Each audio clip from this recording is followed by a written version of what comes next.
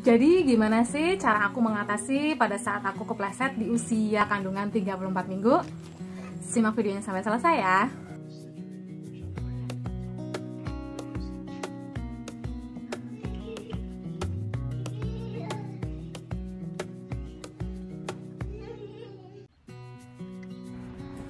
Hai teman-teman. Nah, jadi sedikit disclaimer, aku ini bukan ahli apa-apa atau bukan bidan ataupun bukan ahli kandungan, tapi aku hanyalah seorang ibu yang sudah melahirkan 2 kali dan ini adalah hamil yang ketiga kali di usia 37 minggu. Jadi ceritanya pada saat usia kandunganku 34 minggu, saat itu aku mengalami kepleset. Nah, begini ceritanya. Jadi ceritanya pada saat itu di sore hari, kira-kira pukul 3:30 sore. Aku mau wudhu dan sudah wudhu selesai. Kemudian aku harus mengajar di TPQ. Kemudian karena terburu-buru mungkin dan anak-anakku sudah siap semua, sehingga aku harus segera mungkin untuk sholat dan beres-beres untuk siap-siap mengajar. Namun pada saat kejadian itu tiba-tiba karena habis wudhu sekitar bak wudhuku itu menjadi basah sehingga aku harus ngepel. Kemudian ya gitu deh, kemudian aku kepleset dan posisi keplesetku itu duduk. Anak-anak panik karena ibunya nangis sehingga ibunya harus berusaha untuk berdiri. Pada saat itu sangat sakit sekali untuk berdiri. Akhirnya aku harus dibawa ke rumah sakit untuk bisa menghilangkan nyerinya. Lalu aku sampai di rumah sakit, kemudian aku langsung di USG dan di sana dipastikan untuk supaya bayinya tidak kenapa-napa. Dan alhamdulillah pada saat aku jatuh tidak berdarah ya mam. Jadi kondisi yang penting pada saat memastikan ibu tidak kenapa-napa yaitu pastikan ibu tidak berdarah dan tidak keluar ketuban pecah ataupun bagaimana keadaannya yang gawat. Namun yang tidak bisa dihindari adalah biasanya ibu yang habis jatuh itu merasa nyeri yang sangat luar biasa. Nah, itu yang aku alami. Jadi kaki tidak bisa digerakkan namun sangat sakit sekali. Jadi bisanya duduk, kalau berdiri oke, tapi pada saat berjalan pelan-pelan pun itu sangat sakit di bagian perut bawah atau vaginanya. Di vaginanya di jalan lahir itu sangat nyeri sekali. Proses itu aku alami, sakitnya itu aku harus tahan sampai ke rumah sakit. Pada saat sampai di sana kita langsung USG untuk memastikan. Namun ternyata detak jantung bayi itu sangat cepat dan kata dokter bayinya itu sangat panik sehingga detak jantungnya sangat cepat. Kemudian aku disarankan untuk menginap sekitar 2 malam di rumah sakit untuk memastikan dan diobservasi. Di situ aku harus dipantau terus untuk diperiksa dalam juga untuk memastikan barangkali ada pembukaan. Mam juga harus melakukan itu kalau misalkan jatuh kepleset. Jadi memang harus yang dilakukan pertama kali adalah menghubungi dokter atau bidan atau lebih baik ke dokter ke rumah sakit untuk memastikan keadaan mam supaya baik-baik saja. Pada saat itu saya diberi untuk pengaman paru-paru baby, kemudian juga untuk mengamankan jantung bayinya juga, dan otomatis juga saya diberi obat anti nyeri dan memastikan diri aku itu tidak keberlanjutan.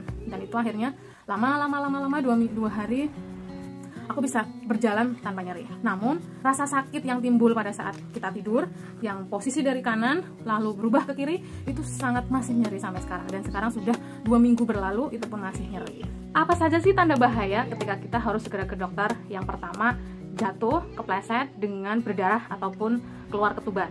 Yang kedua, tidak ada gerakan pada bayi, tidak ada gerakan apa-apa di bayi di perut kita. Kemudian jika merasa sangat nyeri yang hebat banget yang seperti aku alami, yang ketika bergerak itu sangat sulit, sakitnya di mana? Utarakan kepada dokter. Sakitnya di bagian belakang, tulang ekor, atau di bagian vagina, atau di bagian rahimnya, untuk memastikan kondisi bayi ari-arinya menutupi jalan lahir, di USG dan mendapatkan informasi yang sangat lengkap untuk segalanya. Ya mam ya. Ini adalah video pada saat hari pertama aku di rumah sakit di ruangan observasi tempat bersalin. Jadi di sini aku supaya dipantau kesehatannya dan di VT atau diperiksa dalam untuk memastikan tidak ada pembukaan.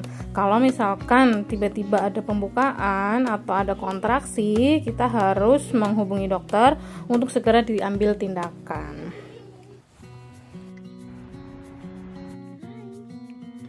Suasananya enak banget mam, ini adalah tempat bersalin, tempat observasinya ya mam ya. Suasananya sangat asri sekali karena di belakang rumah sakit ini masih ada tumbuh-tumbuhan yang sangat hijau dan untuk bisa mencerahkan mata ya mam ya. Sayang banget pada saat itu aku di tangan kanan ini infusnya membengkak sehingga harus dilepas untuk diganti di tangan kiri. Nah ini dia, aku lagi makan untuk makan siang, dan lumayan rasanya hambar, tidak ada rasanya, tapi tetap aku makan. Makanya aku kasih pilus-pilusan, minta Pak suami untuk membelikan.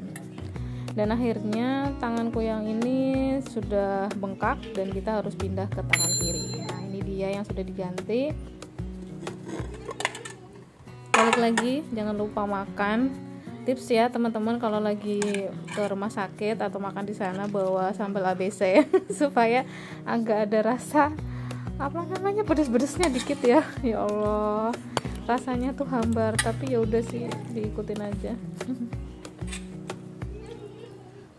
2 minggu sudah berlalu, ini akhirnya aku dapat rujukan kembali untuk melakukan USG ulang. 2 minggu setelah kejadian itu aku periksa untuk bisa memastikan tidak ada hal-hal yang menakutkan dalam kandungannya aku. Dan ini adalah Charlie Hospital Kendal, rumah sakit favorit yang baunya itu bau roti O, bukan bau rumah sakit. Rumah sakitnya tuh enak banget dan ramah. Ini adalah tempat poli untuk opjinnya. Dan ini aku nunggu obatnya, nunggu vitamin ya yang lebih tepat. Alhamdulillah udah selesai. Nanti kita periksa lagi tanggal 22 November 2022. Saatnya kita pulang. Di depan anak-anak sudah nunggu dan suami. Yeay. Tetap semangat dan tetap ceria supaya bayi kita itu juga selalu ceria. Terima kasih yang udah nonton dari awal sampai akhir. Kita ketemu di video selanjutnya. Assalamualaikum. Dadah.